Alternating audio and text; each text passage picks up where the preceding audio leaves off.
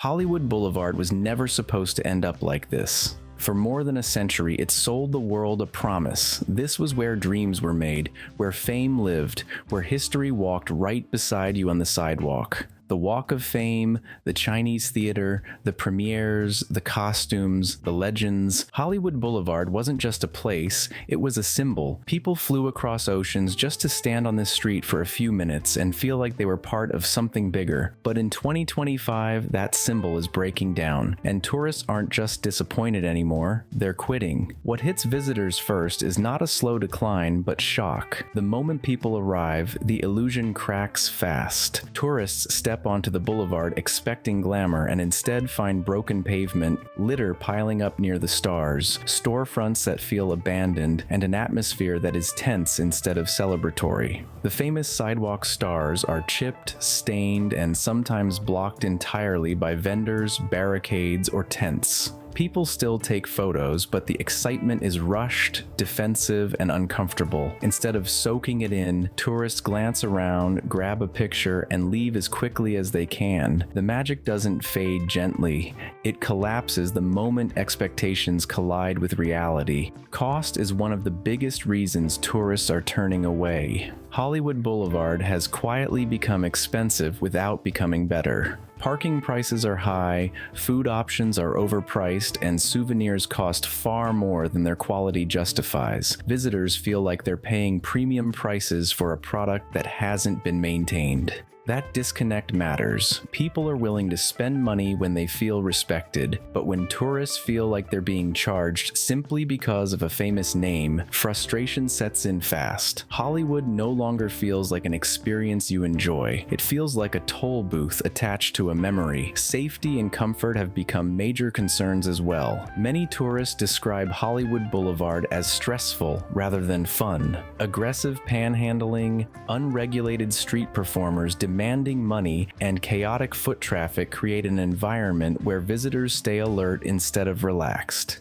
Even when nothing explicitly dangerous happens, the constant need to be aware drains the experience. Vacations are supposed to feel freeing. Hollywood now feels like something you endure rather than enjoy. Families shorten visits. Couples skip evening walks. Solo travelers leave earlier than planned. That kind of quiet avoidance is devastating for tourism. The boulevard's decline isn't accidental. It's the result of years of fragmented responsibility. Hollywood Boulevard doesn't belong to one owner or one company. It's split between the city, private landlords, tourism boards, and corporations that profit from its name while avoiding accountability for its condition. Everyone benefits from Hollywood's reputation, but no one wants to pay for the maintenance required to keep it alive. As a result, the street exists in a state of limbo, not collapsing completely, but never improving enough to regain trust. Social media has accelerated this decline in ways Hollywood never anticipated. In the past, glossy brochures and movies could hide decay. Today, tourists document everything in real time. Videos showing trash-lined sidewalks, confrontations, and disappointment spread faster than any marketing campaign. Search Hollywood Boulevard on social platforms and you'll find as many warnings as recommendations. Travelers trust other travelers more than advertisements, and the message spreading globally is clear. This place is no longer worth the effort. The entertainment industry itself has quietly moved on, and that may be the most symbolic blow of all. Major movie premieres happen less frequently on the boulevard. Studios host events in controlled, private venues instead. Celebrities avoid the area unless required. The industry that once gave Hollywood Boulevard its cultural power has distanced itself, leaving behind a tourist-facing shell that no longer reflects modern entertainment. When the culture leaves,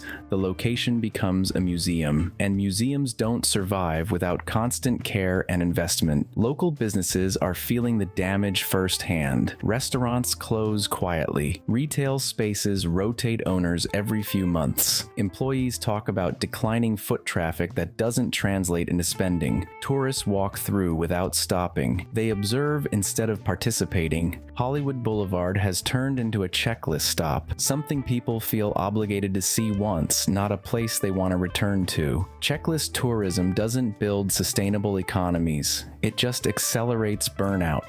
What's happening here reflects a broader shift in American tourism. Travelers in 2025 are more selective, more price-conscious, and less forgiving. They no longer tolerate places that rely on legacy branding instead of delivering real value. Cities that coast on reputation without reinvestment are being punished economically. Hollywood Boulevard is becoming a case study in what happens when fame replaces maintenance. The emotional shift is especially damaging. Hollywood used to make people feel hopeful, inspired, even a little starstruck. Now it makes them feel cautious and disappointed. That emotional reversal matters more than statistics. People might tolerate crowds, prices, or inconvenience individually, but when a place makes them feel disrespected, they don't return. And that's exactly what's happening. Tourists aren't staging boycotts, they're simply choosing somewhere else. Even Los Angeles residents feel conflicted about the boulevard now. Locals rarely visit unless forced to. Many actively warn friends and family away. When residents no longer defend their landmark, the damage is already deep. Hollywood Boulevard exists in an awkward space where it's too famous to ignore but too broken to celebrate. That's a dangerous position for any tourist destination. The irony is that Hollywood Boulevard still has everything it needs to succeed. The history is real, the global recognition is unmatched, the architecture still holds charm. The problem isn't potential, it's will. Reviving Hollywood would require coordinated effort, real investment, regulation of chaos, consistent security, and a commitment to restoring trust with visitors. That kind of work is expensive, politically complicated, and unglamorous, and for years, it's been easier to delay than to act. In 2025, Hollywood Boulevard isn't dying because people stopped caring about movies or fame. It's dying because it stopped caring about the people who came looking for them. And once tourists decide a place no longer respects their time, money, or comfort, they don't argue.